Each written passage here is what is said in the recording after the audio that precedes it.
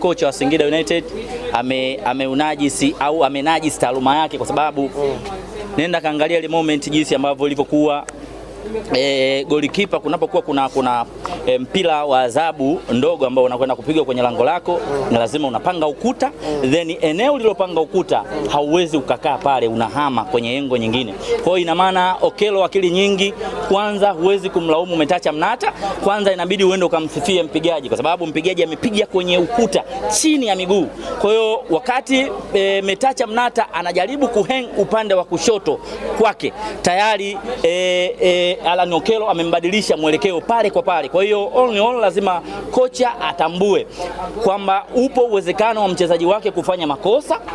Kama mwalimu, kama mzazi, alikuwa hapaswi kufanya ile sababu, kwa sababu ilikuwa sio sababu ya kiufundi. Kwanza unaharibu mentality ya wachezaji hata ndani ya uwanja, ambao kwenye first 11 umeamini kwamba wataenda kufanya jambo jema kwenye mechi ya leo ambayo ilikuwa na ushindani mkubwa zaidi. Kwa hiyo kocha kufanya sababu, ina maana tayari yeye alikuwa tayari amereact kwa kile ambacho Metacha Mnata amekifanya, either kwa kufanya makosa. Mimi naamini kwamba Metacha Mnata hajafanya makosa, na kama ukiangalia kwamba mchezo wa mpira wa miguu ni mchezo wa makosa, Mwenyezi Mungu akaja kudhihirisha golikipa ambaye amefanya sababu ya pili, mazingira ambayo beki wake alikuwa hana mawasiliano mazuri na golikipa wa namba 2 ambaye alikwenda kuingia badala ya Mnata, alikwenda kucheza mpira ambao golikipa alikuwa na uwezo wa kwenda kuchukua. Kwa hiyo beki wake tena amekwenda kufanya makosa. Kwa hiyo inamdhihirisha kwamba kitendo alichokifanya, taaluma yake kwanza haiheshimu, kwamba kama kocha huwezi kuwa kama shabiki, lazima umvumilie mchezaji na kuhakikisha kwamba hili ni kosa la kawaida. Mchezaji anafanya makosa, opponent anaweza kwenda kukuadhibu. Ndio kitu ambacho kimetokea. Kwa hiyo mimi kwangu nimemwona kocha amefanya kitu cha ajabu mno. Kama yeye angelikuwa kweli amereact kwenye mechi ya leo kuona kwamba Metacha amefanya makosa, angefanya sababu ya kumtoa golikipa namba 2, kwamba alifanya makosa pia, kwamba mawasiliano yake na beki wake kwenye goli la pili alikuwa hayako sahihi. Kwa hiyo ni kocha asifanye vitu kama vile akareact kama shabiki, ambaye shabiki anahitaji kushangilia mazuri tu, mabaya kwake yanakuwa ni tofauti kama shabiki. Kwa hiyo mimi kocha Singida kwa kweli leo ameinajisi taaluma yake. Sam, kwa namna ambavyo Singida wamecheza siku ya leo, performance walioonyesha, unafikiri yale maneno ya kusema kwamba Singida ni tawi la Yanga Afrika umeiona kwa performance? Ya, mimi naamini Watanzania au mashabiki ni lazima tujaribu kuelimika au kubadilika. Kuna watu ambao waliamini kwamba Dar es Salaam Africans na Dodoma Jiji ni tawi, lakini kila binadamu aliona Yanga wakiadhibiwa na Dodoma Jiji goli 3, kwa sababu Yanga kwenye mechi kama hizi 6 zimebakia, sidhani kama kuna sare ambayo inahitajika Yanga ipate, lakini Yanga alidondosha alama zote 3. Hii imeenda kwenye vichwa vya watu kwamba hakuna kitu kama hicho ndani ya hii ligi.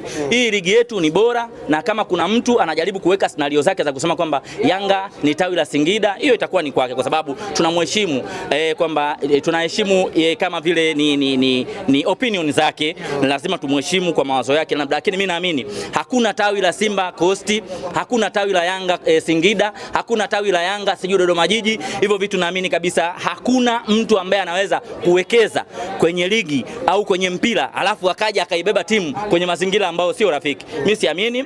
Performance ndani ya kwenye pitch ndio inakwenda kuamua matokeo. Mimi naamini hilo. Mashabiki wa Simba Sports jana wamepiga kelele sana baada ya kukaa kileleni, lakini kilele kimekuwa cha moto. Pengine kwa matokeo ya Young Africans kwa kiasi gani yanawanyima nguvu ya kupambana kwa eneo hili?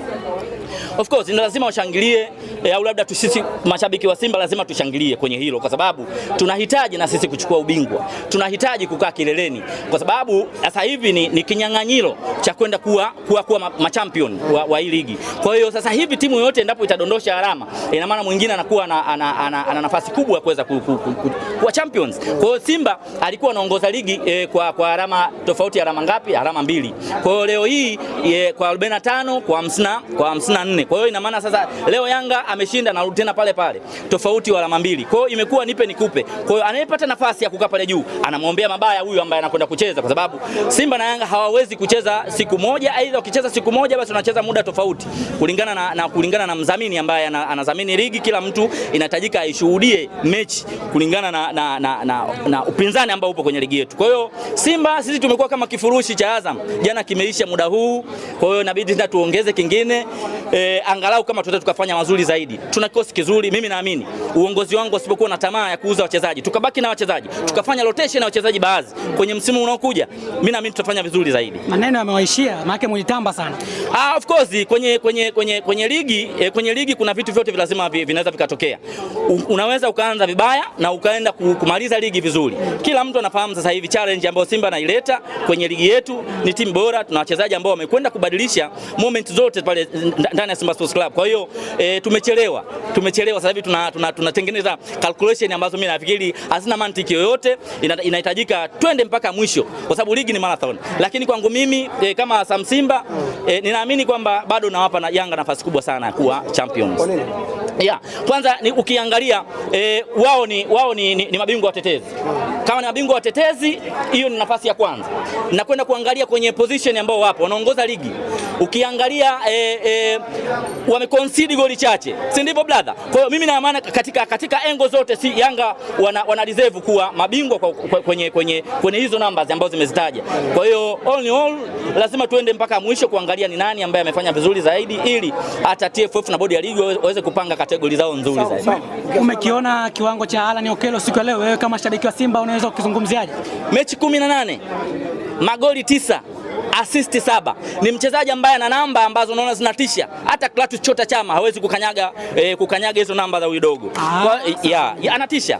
Clatous Chota Chama ana magoli 8 na assist 6. Ina maana Chama amehusika kwenye goli 14 za Simba Sports Club, na hizo ni goli ambazo ametoka nazo, nyingine tumezichanganya, alitoka nazo Singida United. Dogo ameingia hapa dirisha dogo, si ndivyo? Ana goli 9 leo. Ana goli 9, ana assist 7.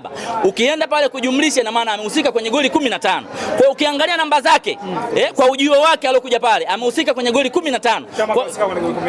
Chama amehusika kwenye goli 14. All ukiangalia namba zake za uchezaji, ana mechi 18, Chama ana mechi 14.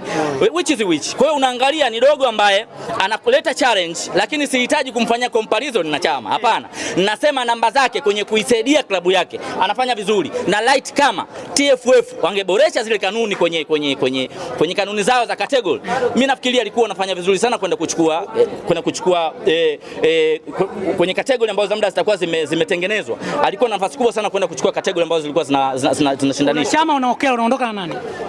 Yani nikisema kutengeneza comparison, Chama amefanya mambo mengi sana kwenye nchi yetu, si ndivyo? Kwa hiyo ukimwangalia Okello amekuja muda mchache na miezi 5 tu katika ardhi ya Mama Samia. Kwa hiyo siwezi kutengeneza comparison sababu mimi na uheshimu mpira, na mheshimu Clatous Chota Chama, na mheshimu Alan Okello.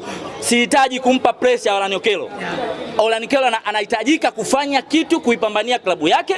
Ukimpa pressure na Clatous Chota Chama, hapana, bado. Mimi nasema kwamba Okello sihitaji kumfanyia comparison na Chama kwa sababu Okello kama Okello inahitajika aipambanie klabu yake. Chama kuna vitu vingi ameshafanya katika ardhi. Amecheza Yanga, amecheza Simba, kacheza Singida, kaishafanya vitu vikubwa katika ardhi. Kwa hiyo sihitaji kumfanyia comparison Alan Okello, kumpa pressure bure. Hiki anachokifanya kwangu mimi better sana ndani ya Dar es Salaam Afrika.